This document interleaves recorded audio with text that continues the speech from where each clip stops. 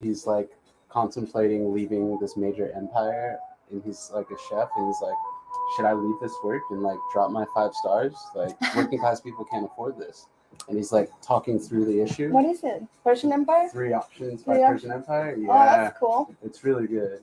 I'll send it to you. It's only about a minute and 29 seconds. But he's like, yeah, these are the options I have. I might have to give up my life. We're live in 3, 2, 1. Hello, everybody. This is DJ Fernie Mac sitting alongside Rebeltosa. Rebeltosa. Welcome back, Cecilia. Welcome back to Tennessee. As y'all know, I was out here by myself, fumbling the job, and oh my God! Cecilia How was dare gone. you? I know, right? It was terrible. But if y'all want to go check it out, it's live on my Facebook. But no, we're back. Cecilia's back in the room. Cecilia took some time away to focus on what exactly? What have you been up to? Oh, I was. Wait. First off, hi, Mom. Hi, Mom. Hi. Where So let's try to share some stuff first. Let's see who's coming in, who's watching. Mom's not watching yet. Your mom is not watching yet. No. What's going on? You want to share it on my page as well? Sure. But yeah, everybody, welcome back. It has been a really chilly week. We're gonna get into it with what Cecilia's been up to here in a second, but yeah, this is WDYO 104.1 FM Radio Dignidad, and we are coming off some weird weather, a lot of hot and a lot of cold. We're seeing the fall, we're seeing the yellow, we're seeing the trees, but you know, we're organizers over here, and we're also seeing a lot of workers being mistreated. But it's also cool to see like some fights going and getting started up. One thing that we're really interested in discussing here in the future is more of like race analysis, class analysis, things like this. So we're just gonna open it up. Feel free, reach out, y'all, if y'all are looking to get involved in the show and some of these topics feel interesting to you. We want to know, you know, where you're coming from, whether you're in Nashville or not. Like, what does it look like for you organizing? What kind of things did you have to learn to really get established, you know, within yourself as far as like grounding yourself? Hey, Paige. Hey, Sochi. Yeah, we got some folks writing in from the Facebook saying hello. If y'all are watching on the radio and you lose connection, you know, just go on Facebook and find us at WDYO. But let's get into it. All right, let's do this. I mean, what was I doing? Where Where have you been? What did you learn? Were you working last week, or were you just like taking life in? Like, what happened? Taking life were in? You on a vacation? No. Did you like go spend money somewhere? Are you doing some capital? No, I mean, I feel like, okay, first of all, I can take a vacation whenever I want. I wasn't. It kind of did feel like a vacation, but it was actually really, really intense work. No, I mean, it was restful because it was in a different place. I spent some time in New Mexico, a whole week there, and just enjoying the beautiful landscape of New Mexico, but also engaging in some of the important work that, you know, often we don't do, right? In organizations, everything seems so urgent and everything is urgent, but we never take that step back in analyzing ourselves, looking back at the mirror, analyzing whether our practices are, you know, sustainable for the long run, or if our practices are actually like even aligned with our politics, right? Slow down real quick. Like, I'm curious, what do you mean as far as like, because I feel like we understand sustainability as like a global, like our earth, you know, we need to upkeep, you know, we're not treating, or some folks are not treating this earth like the garden it is. So it's like, you know, it's not sustaining itself. Yes. But like, you're talking about sustaining a culture, sustaining a movement, or sustaining what? Well, I'm talking about the sustainability, the resilience of our movement, right? Do we keep up in the fight? Yeah, and I think that it's very important for us to engage in rigorous practice of assessing ourselves, assessing how efficient we are, assessing whether we are moving in the right direction, And then, we're flying a plane as we build it. We're building a plane as we fly it, as they say. And so because of that, because not every single strategy is going to work in our context, like sometimes what we need to do, and because we're often creating a whole thing out of scratch, we are imagining how a new organization, new forms of governance can exist. We need to engage in experimentation that is thorough, that is rigorous, that we are actually evaluating at every point. So sustaining that curiosity even.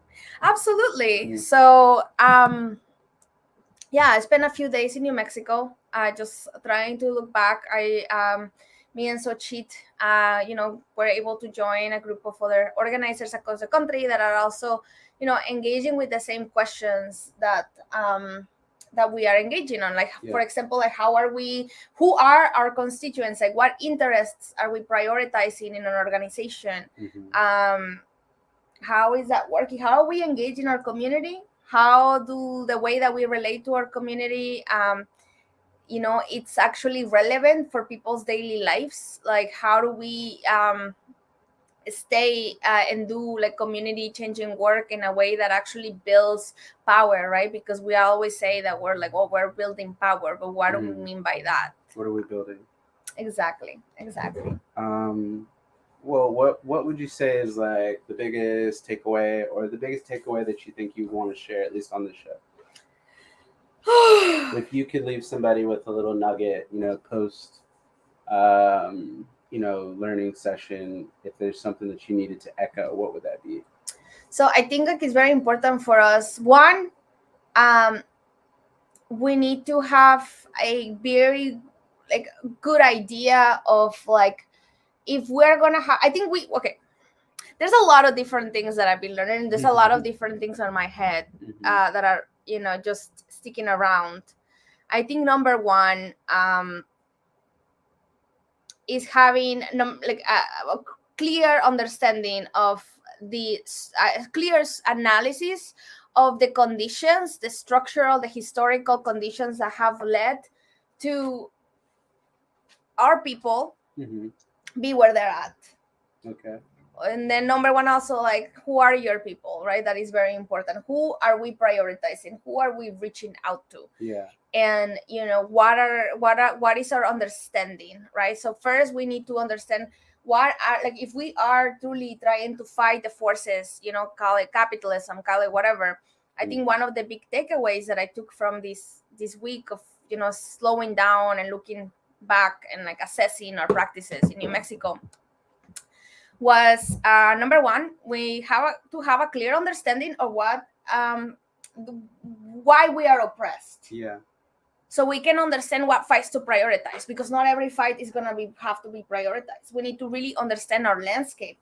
We need to understand. We need to because we use the same words everywhere we go. We use racism, racial capitalism, intersectionality. We throw around these words, and we don't really mean the same things by the stuff that we say. Yeah. So we need to be clear on that, because without a clear analysis of our structural conditions, like what is the historical context, the material context of my people, and why are they oppressed, we're never really going to have any other of the building blocks that are going to take to build a resilient and democratic organization, right? Yeah. That is going to be necessary. Number two, one thing that comes out of this is that I believe really strongly in organization. Okay. And not just an organization, or just in organization. So okay, I mean, if we're looking at the powers that be, like a clear understanding of the forces that are we're gonna be needing to take, is that if in Nashville, it seems like a lot of the work that is being done currently, like everybody's doing their own thing. Sometimes everybody like wants to stay and like start they don't like how, like, the accountability of an organization. They don't like the structure of organization, and everybody goes and nobody, I don't see a cohesive strategy across town. Yeah. And unfortunately, we're going to need that. Yeah. Right. So that's a thing that I am looking at. Like, as a movement in Nashville, we don't have a clear understanding of structural analysis. Like, we don't know exactly where, what are the conditions, what's going to take to win, we're not on the same page. So a structural analysis being, not just like an organization within itself, recognizing, capacity or like what can be done within their own ability, but like also recognizing the folks around you and like the work of the folks around you, trusting folks working in housing to pull in their part, but like being aware of what they're working on as well. As structural analysis, I relate it more to the politics, right? So what are the politics of the space, right? Are we materialists? Mm-hmm. Are we Marxists? Are we essentialists? Is it an abolitionist organization? Yes, but I mean, at the end of the day, we need to go even further. Like, why do prisons and police exist? Mm-hmm. And they exist to protect private property. Okay. And then you go into private property. What is the system that we are in? What are the forces at be, right? Going back to colonization, patriarchy, right? Like the establishment of racial capitalism, right? Like, Mm-hmm. how do we believe that race and class are independent? Do we believe that it's a function of class? And until we are on the same page, we're not going to be able to create a cohesive strategy within an organization or within a city, right? So because we're not even going to know which fights to prioritize, or how to fight them, right? What is going to be like the power analysis of our organization? We don't have clear politics as an organization. We don't have a clear understanding of what is the reason our people are where we are. We won't even know how to define our people, right? Like, we won't even know what interest to prioritize. So, should we, for example, like, who is our membership? Who is our base? Those are going to be very important questions to make ourselves. Yeah.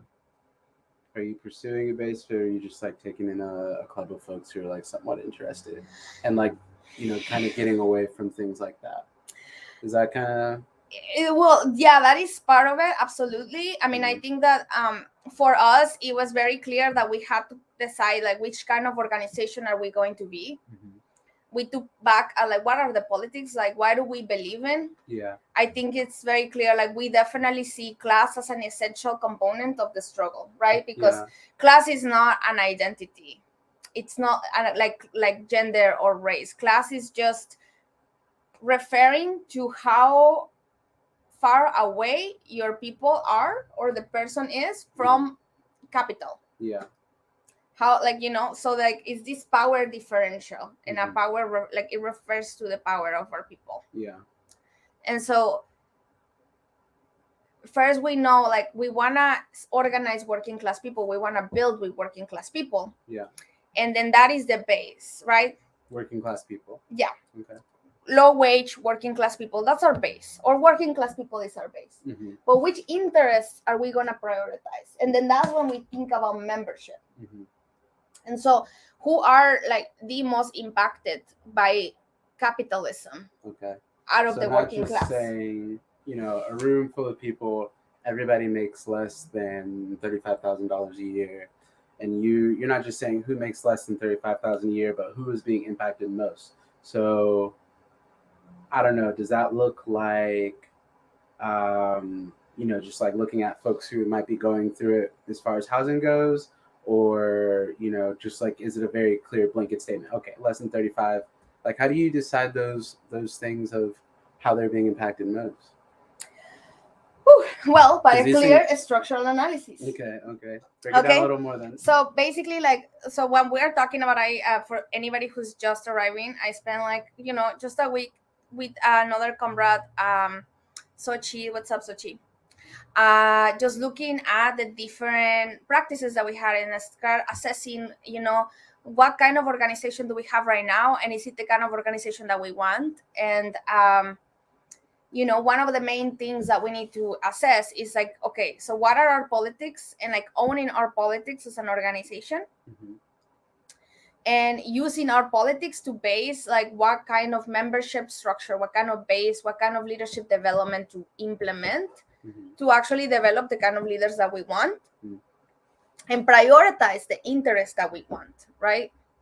So we always say, oh, capitalism or racism, all of these different things, but we having a clear structural analysis means that one, everybody in the organization and beyond like has means the same things by the words that we use.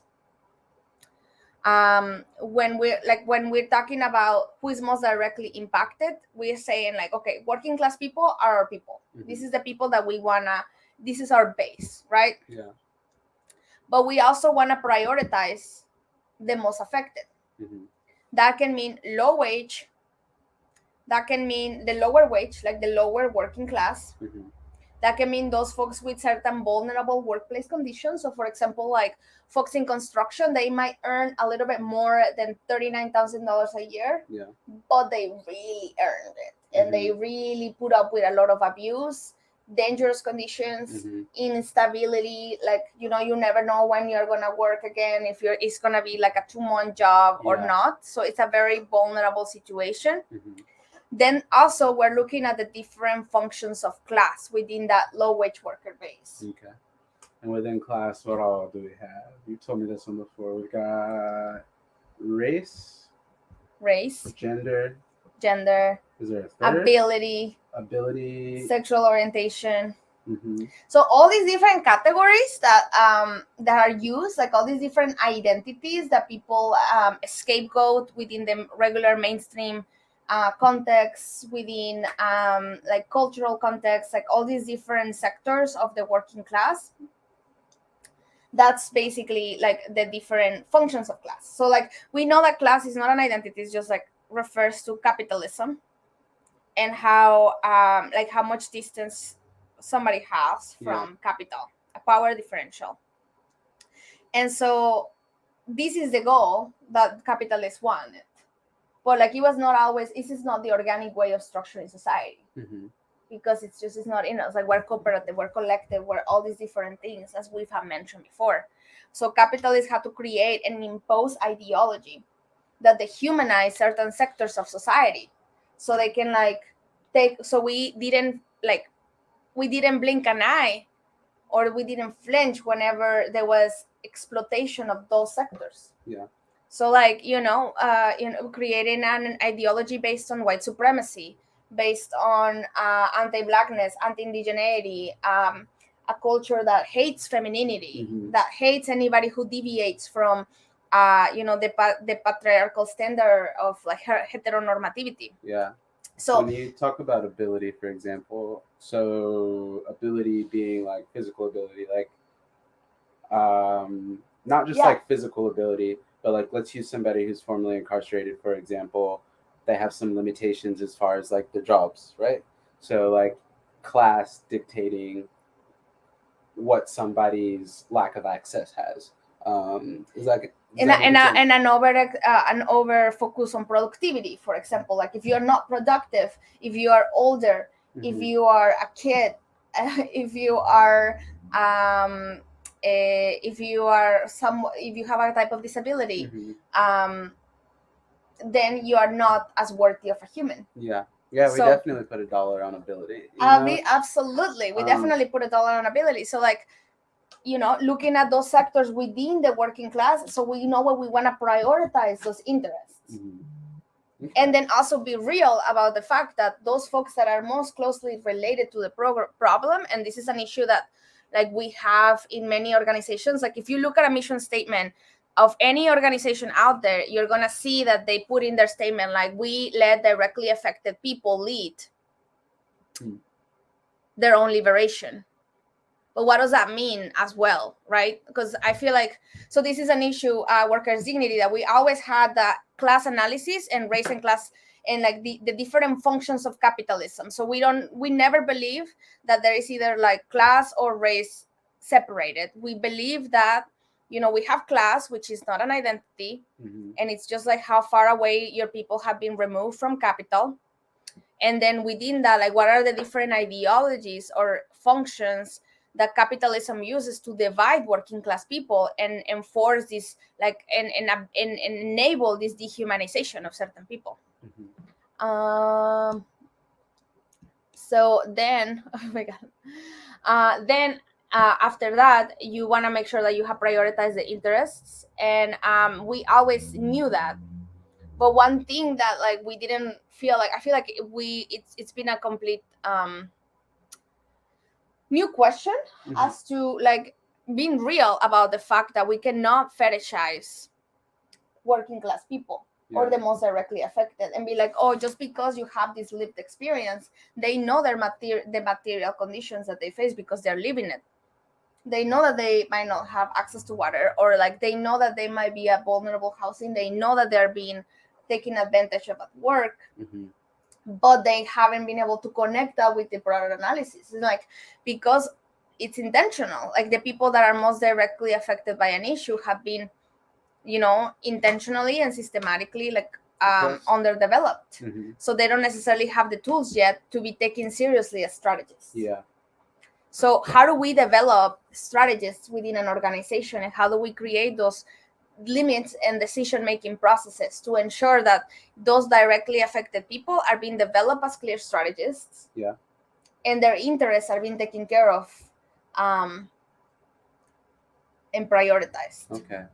Do you think you're realizing like that we probably need some more development, or what is it that you're realizing? Like what needs to shift between, how you're working before and now? Well, I feel like because I hear what you say as far like strategically, what is the word? Strategically underdeveloped. You're looking at, folks who are left out of certain considerations, whether that's like scholarships, what have you. Honestly, I feel like the scholarships might be needed more for folks who did not do well in school versus the folks who did, because like that's almost like a, not to take away from anybody's hard work. Shout out to y'all who worked hard and studied hard. Good for you. But I feel like the sign of bad grades is like the sign of, a lot of other things going on that might be getting in the way. If I have to work 20, 30 hours a week while in school and my grades fall short because of that, like who needs the money more? I mean, we can talk a lot about like, yeah, and that's one part and scenario, but also as a fighting organization, like our job too as organizers is like, how are we developing our people to actually lead? And like what we have right now is a class of like so-called organizers that are, either running their organization like a club that acts like a safe space for individual expression, not collective liberation. Or the type of organization that is completely led, maybe they have a show of like, directly affected people at the front or giving testimony, but the people who are meeting with the decision makers are like a petite like bourgeoisie like group, a small group of like more people with capital, right? More social capital, right? That are talking to these decision makers. And so how do we actually develop our own people, the people more directly affected, to be strategists and create the boundaries? Run that space. Yes. And so the more, I think like I am gravitating more to more structure, and I was able to learn from some organizers that I have been there in the past, and I have seen organizations collapse and have to rebuild these organizations as well. Just like going over like the different things that they had to do, and one of them was, maybe not everybody needs to be a member. Maybe not the person that just came in for a workshop for 15 minutes.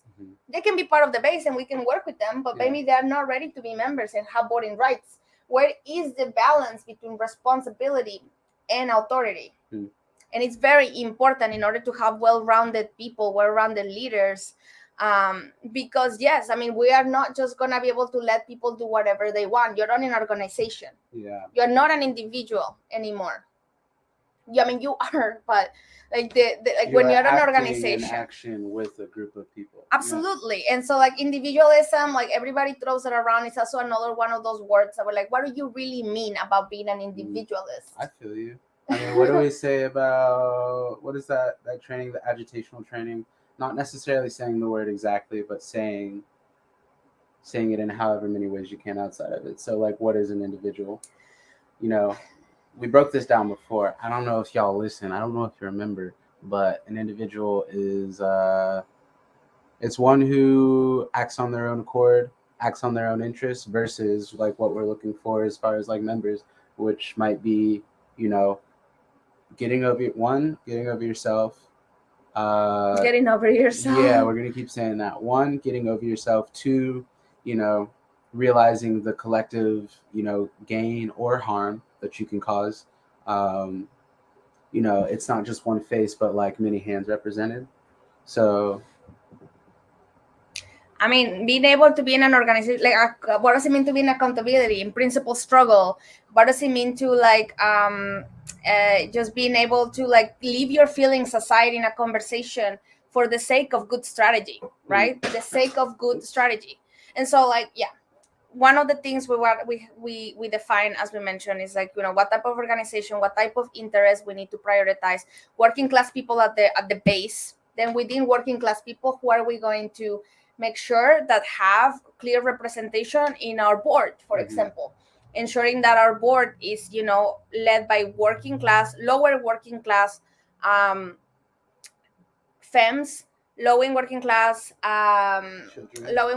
like Black and Indigenous people, lower working class people who are queer or trans, and people who have like different relationships to capital because of the different functions, right, to capital. So like having very well grounded in our politics is one, and then having a clear structure for how do we define member, how do we define a member leader, how do we define all these different things, because we need structure in this world, because our system, the system that we live in, is already has power dynamics at play.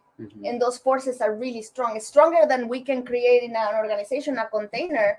Like, we can hinder them, but we can never completely get rid of them. And so what ends up happening in organizations where there's not a clear decision-making structure or like a clear understanding of what are the different levels of membership and development, what you end up having is this codependent relationship between the organizers and the membership, the base, and the power dynamics that exist outside of our organization end up just permeating our organization. And you're going to have an organization where is cis men or the most educated having disproportionate influence over the rest. Maybe just like the boldest or the loudest, Absolutely. And like we all know how well that turns out.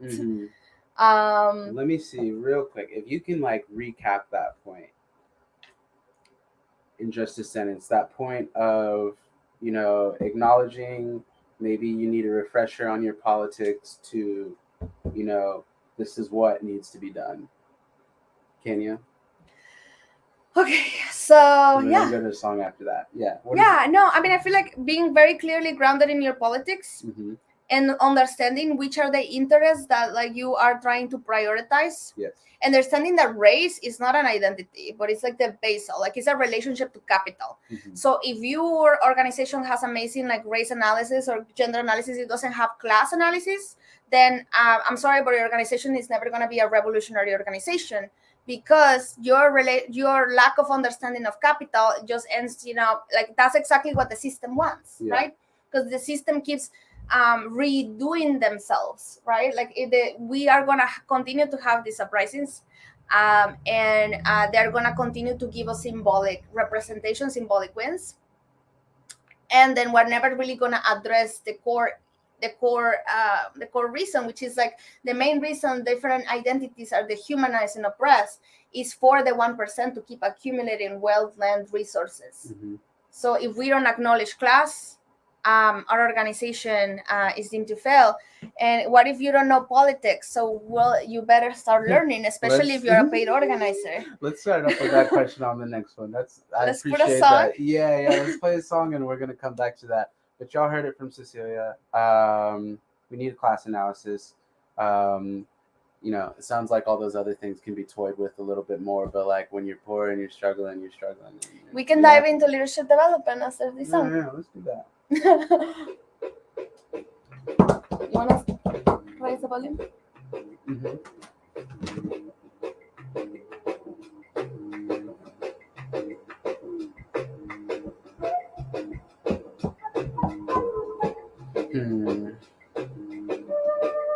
So where are we going next?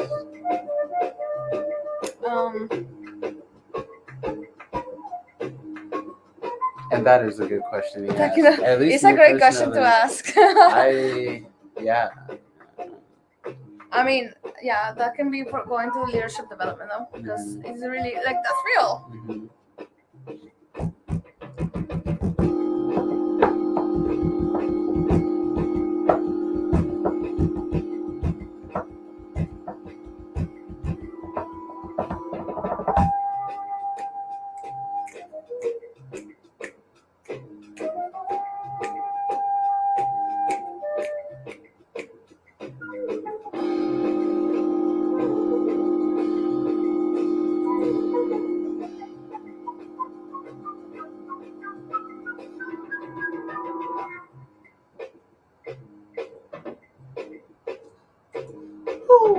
I listened to this song last night and thought, if I couldn't make music like this, I don't want to make music. Like if I'm gonna, yeah, you know, like this is kind of, yeah, This is it. This is it for you. This is oh it. gosh, it's so nice.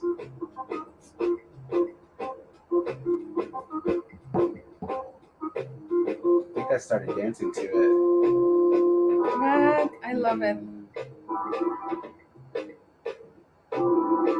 It's been a little bit since I'm just like listening to something like, oh, I want to dance to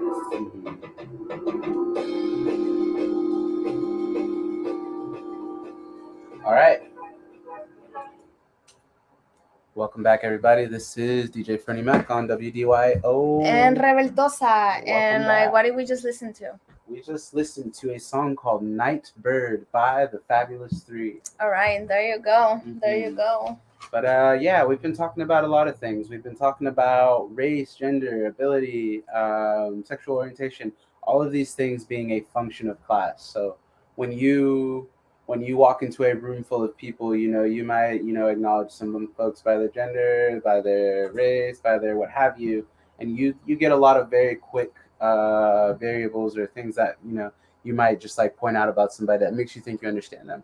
And of course, face value, you might be wrong. Just realize that. But one thing that is maybe a little bit less clear, or maybe something that's not as considered as strong as it is class, and just the fact that that big capitalist arm, that money, that thing is really driving all of it. It gives value to race, it gives value to gender, and we've got to figure out how to combat that, right? Yeah, I mean, I'm thinking about this, like, you think about a pyramid, you have the capitalists here, they enforce this ideology, so you dehumanize groups of people, whether race, ability to produce, gender, and you dehumanize them, you create an ideology that dehumanizes these folks. And so you can have you can be a wealthy Black person or indigenous person and still face certain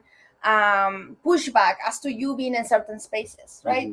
And like, I'm not, so when we're saying that like we want to make sure that class is present, it doesn't mean that these folks don't experience some type of discrimination. Like, yeah, absolutely. And like my individual experience is one thing, but like the efficiency to win, how do we beat capitalism at the end? That's what we need to say. Like, how do we beat this system? How do we actually win substantial wins for our people? How do we ensure that our communities stay alive and thriving? That is not by prioritizing people like me who are already okay. It is by prioritizing those people that look like me in the community, who are actually struggling to get water, who are actually struggling, who are at the most vulnerable or at the most risk for harm, extinction. Yeah, extinction. Yeah. So it just means that I gotta get over myself and the discrimination that I have experienced. Like, yes, it sucked, but it definitely was it wasn't a pleasant experience, my past, but nobody cares about my past anymore. I am a paid organizer right now. I'm stable. I'm okay. Like, I can take care of my own needs. So now, who do we want to prioritize? What is people that look like me, that are more vulnerable, that are in a place where I was in? And how do we build power with those people so the working class people that are out there can build a kind of resilient and democratic organizations to actually challenge power, to actually being able to take power away from key institutions and industries, and then use that power that they've taken to shape the world around them. how do That's how we get win. there? How do we get to that So point? number one is by What is- getting over ourselves. Okay. And our lived experience. Like I know, like Mhm. we have the lived experience. It helped us get in to where we are. It helped us radicalize, but now we are stable. So stable organizers that are getting paid, that are doing okay. Let's get over ourselves. And then let's start to go out there with the communities that are most directly affected and prioritize those interests, right? Mhm. So class is not an identity. Class is a power differential related to capital, Mhm. how little capital certain folks have. We start there, and then we are like, who are the people who want to prioritize within class? And then we started to look at this the humanized groups of people, like it could be race, gender, ability. Then now we can decide how is our membership of organization going to look like, and then understand that what Alfredo is saying. And what if we don't know the politics? Like, yes, you can be a person who is directly affected, but not just because we have these directly affected folks coming into our organization, it means that they're going to be legit strategists. Like, we have to understand that capitalism has worked really hard to make sure that folks that are the folks that we want to prioritize are not getting the resources they need, the tools that they need to actually be able to stand up to power and be able to be taken seriously in a strategy room. So they're often either we have these two organizations, either our organization becomes a social club for people of specific identities to be free or say have a safe space for like individual expression, or organizations become these, like you have this the most directly affected people at the front giving testimonies, looking certain way. I mean, we have been guilty of that before. And then you have the people with more social capital meeting closed doors with decision makers. And we have been the organization that actually has brought the same people that are directly affected at the front with decision makers. And in many occasions, like, they have been taken seriously, but we could be better at that for sure. Yeah. And sometimes we do go into this advocacy model, right? Well, so we don't want to be a social club where individuals can express themselves into whatever identity. We don't want to be an organization that just uses like the most directly affected people as a showcase for a grant or for whatever. We want the directly affected people, which we believe has to take into account like class and the different functions of class, and we want to develop them. And we know this is the main reason, the main thing that we learn is like there's three areas in which we can develop folks, and we cannot ignore either area either. What is the first one? The first one is that we're politics. They gotta be clear in our politics. Okay. We are like, are we Marxists? Are we essentialists? How do we look at class? How do we look at race? How do we look at all these different identities in relationship with each other? Number two, our folks have to have socio-emotional skills. They have to be able to be resilient. They have to be able to identify their needs and emotions. They have to be able to like engage. How do you get to that point? How do you? So, and then the third one is organizational skills, Okay. practical skills. And if you go to any kind of organization, like who hasn't gone to a movement organization and like you just be given a clipboard, just say knock on 100 doors, and then that's your training, right? Like, or go make 100 phone calls, have a phone rap. This is how you do one-on-ones. This is how you do base building, and like we do that. That's a core central part of our trainings. But yeah. What are you? You're going really fast. You're going really fast. Okay, break it down. Break it back. Bring it back. I guess what I'm curious about, because I don't know, we talk about, let's like take away all these other orgs within workers' dignity. Are you developing the capacity to actually like have the trainings up and ready, or is it kind of just like as we need it, we have it? Or do you think that there should probably be like some sort of set training? Because I feel like on that emotional bit, we don't really see that. I do see some people do really well. I've seen you do really well. Giving agitational trainings, class trainings. Like this is maybe like the second or third time I've heard like a good bit on this topic. Maybe, yeah. Anyways, but on that, on the other end, post like political side, how are you gonna address like the inner turmoil of Socio-emotional. Yeah. It's been a Because gap. we can get tied up into this, and to like bring people in. I see people get every day, agitating somebody, talking to them about their work experience. They get fired up really quick, and then maybe they didn't have the political backing, which would take time. Let's get you in a meeting or in the room first. But maybe the emotional bit wasn't there enough to like really sustain you, and maybe that could lead to somebody feeling like a failure when it's not that they failed. They just maybe had to have some expectations Resilience set. building. Yeah, resilience building. Resilience building. Does the resilience come through setting expectations to like have a clear understanding of what the outcomes are, or is that just through putting somebody through it and just being like, win or lose, you got to be okay with this? No, as long as you stuck to the program. Listen, socio-emotional development has been a big gap in our movement, and like it has been the reason why many of our movements have collapsed, right? But at the end, it's necessary. So like all of these three components feed on each other. It's kind of like the wellness triangle, right? Where like emotional, physical, and intellectual, social. Maybe I don't know. social.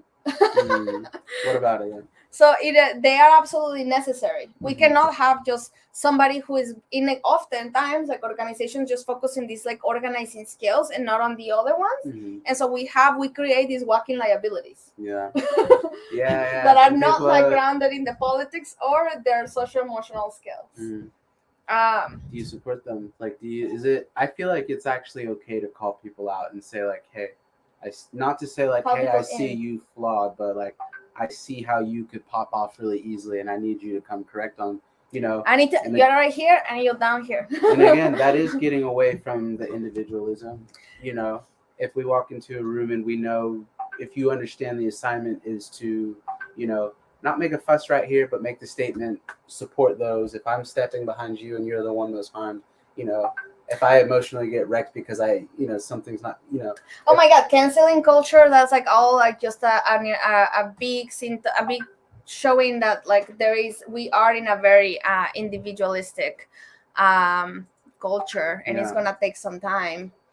Wow, the Noche de Trabajadores chat is really going off. Something's going on. So yeah, I mean, go ahead. So basically, like what we are, it definitely does take a lot of time, and it definitely takes a lot of effort. Yeah, there's like some members, like the member chat is like on in the computer, and it's really going off. And I'm trying to it's great. Yeah. The members are engaged. It's a good sign. We want that for sure. Keep going then. All right, Dom. Oh, okay. It's okay. Sometimes we get distracted. I do. Exactly. Yeah. So, I mean, well, going back to socio-emotional skills, I think like we are just developing the curriculum and how it's going to look like. I mean, I'm going to be fully real. It has been a gap in our movement. And like we were even some of the only organizations, for example, in this like convening that were even thinking about that. I mean, with the exception that the more experienced folks who have been through whole organizational collapses and a lot more. This is really affirming, honestly, hearing this conversation. Only because I feel sometimes I'm like, I don't know. I've been in a meeting where I was talking about like humility and just like how do we develop that, and it felt really awkward and it felt really uncomfortable.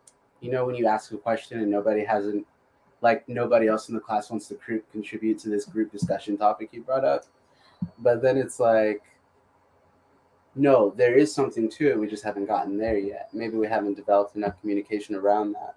Yeah, I mean, like for real, an efficient organizer, an efficient like leftist organizer, Marxist, not essentialist organizer, would actually be able to engage in principal struggle. In principal struggle and be able to engaging in principal struggle and be able to put aside their ego or their emotional the emotions that they feel around a topic for the sake of good strategy. Like, do we want to win or not? If the answer is yes, that is the point. For the sake of good strategy or for the sake of the end goal of the community, of the group. Yes. And so for example, sometimes we're very attached to projects or campaigns or for example like the whole lived experience conversation that we mentioned, right? Like we want to completely base organizing on ourselves and our lived experience. So when we don't have a class analysis and we don't bring in very intentionally working class people into our base, if every other person in our base is on the upper working class or is, in a different level of the working class, not the most directly affected, then we are probably basing our analysis on individual expression and our individual needs, right? Because like maybe we did go through a lot of discrimination, but right now we're stable and like we need to get over ourselves. So like, and many times like when we have a conversation, we either like go into like conflict avoidance and we try to center politeness and not actually be real with each other. We've been very liberal with each other, or like causing irreversible damage in relationships, because when we're talking about a topic, maybe I hit a core belief of somebody, or maybe they feel very strongly about a campaign or program that maybe doesn't need to exist, or maybe needs to completely go through a structural transformation. Yeah. And it's like, I get that you feel very strongly about this, but do we want to win or not? Can we have that conversation and have a a non-ego driven principle struggle about what we're talking about? um Is that kind of the core of it, you think? I think that's an important part, like being able to identify how we feel, being able to identify what our needs are, being able to identify our triggers and how do we cope with our triggers, being able to be like, oh, I actually get triggered when this happens. So being able to communicate that, and then being able to engage in very like structured and non-violent efficient feedback, and receiving it, right? Like putting aside our ego and be like, I should be able to get feedback because I want to grow. I want to be transformed in the service of the work. Yeah. That was a very quick hour, I know the last DJ Fern, what was your last puppet training about? I saw that question and I was like, I don't know how to tie that into what we're talking about, but I will give you an answer. I also had to like remember it. Thank you for that question. The last pop ed training was about one-to-ones, I believe. And like setting expectations, setting goals. How do you like really get to know somebody and then like actually help them understand I guess what we're going to, what we're going through. Um, yeah, what we're going to and what we're going through. Like not just but like letting them know, giving them a chance. Like, all right, be an individual right now. What's your job like? Here's why it's messed up. Not just to like talk trash on their job, but to give a moment of enlightenment and just like show like I'll say it like this. There's this quote, and I've been saying it a lot. I probably said it 3 weeks ago. I probably said it 2 weeks ago, but and I cannot remember who wrote the book once again. But the quote basically goes on saying like many people think that that the hardships of their life are very personal things, but really they stem from very political actions, and just highlighting that and showing that within our daily experience. Because we don't have to struggle as much as we do. We don't have to, deal with the emotional toll of going to a job where we're not supported, we're not cared for, we're not paid well enough. And also just like acknowledging, I was talking to somebody this morning. They were super sympathetic to their boss, you know, who wasn't even the person who was making decisions, because there's a corporate office where they're just telling that boss what to do. But on that corporate level, big bank. Even on that boss level at that local branch, big bank. And then this person I'm talking to, who's kind of like the bottom of the totem pole, nothing wrong with that. But there's something wrong with it when you are not being taken care of. I think there's dignity in all the work we do, but when you are going through it, as far as the things we just listed, is you're not getting paid, you're not being taken care of, your job doesn't care if you survive. A lot of these jobs don't care if the people working for them are homeless, and they're not looking to raise their pay to support like folks that they know they're contributing to. They're literally contributing to the homeless population. They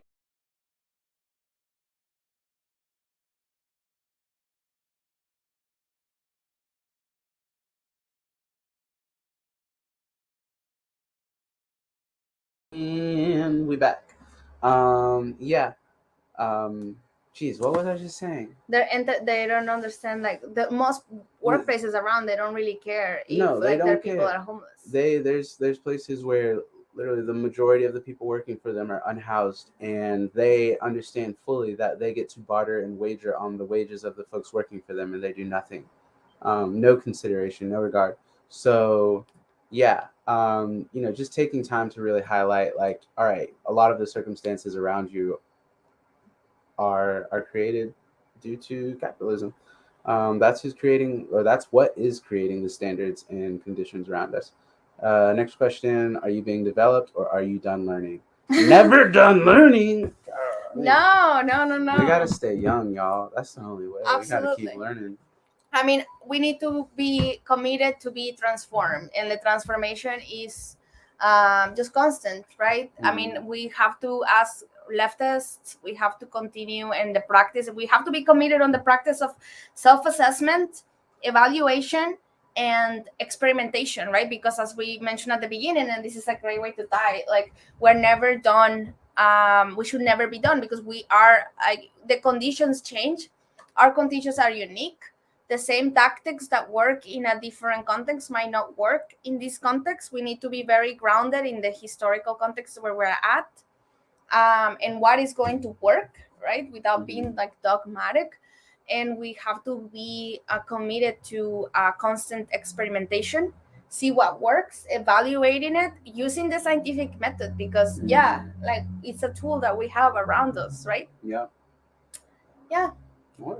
So, never done learning. Don't romanticize working class people, right? We gotta be, if we are calling ourselves a revolutionary, or like doing if organization or political workers, liberation workers, we gotta make sure that one, we see class and its intersections, but never forgetting about class, who's in our base, who we prioritize, what type of organization we're trying to run, what are the different contradictions of people like that are directly affected, and how do we need to like go into the nitty gritty of those contradictions and make sure that we don't like just like if we are really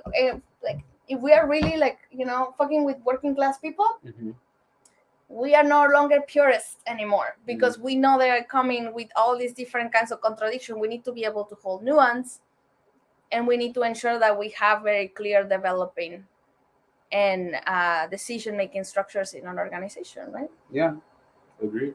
Yeah. So I'm gonna leave you. My name is Revoltosa. My name is DJ Fernie Matt. Yes, and we're gonna be here every Wednesday at 4 p.m. Yeah. Now listen to this very existential song about, leaving the money behind you. Three options. Three Options by Persian Empire. All right. And so then, I was no longer there. I had three options. Option one, continue working 6 days a week, 80, 90 hours a week. You leave home in the morning and your children are sleeping. You go home at night and your children are sleeping. You're exhausted on a Sunday. You retain your status, your income, your position within the industry. That's option one. Option two, live a lie. Pretend I'm behind the stove. Pretend I still cook. Continue to charge high prices and question my integrity and everything that I ever worked for. Option three, pluck up the courage to take your apron off, hang it up, and give Michelin back their stars. Accept tomorrow that you're unemployed. You have no status within our industry. Accept it. They were my three options. Give up your job. And work for the work. We're not on the radio anymore. Fuck your job. Oh my god. Is Facebook gonna boot us for that? Well, no. Organize your job. Organize your job. Yeah. Yeah, But no, still, that's individualist. Quit your job is an individualist solution. Wait. See, we're not done learning. We're all learning constantly. We're not done. Bye, y'all. We love you. Bye-bye.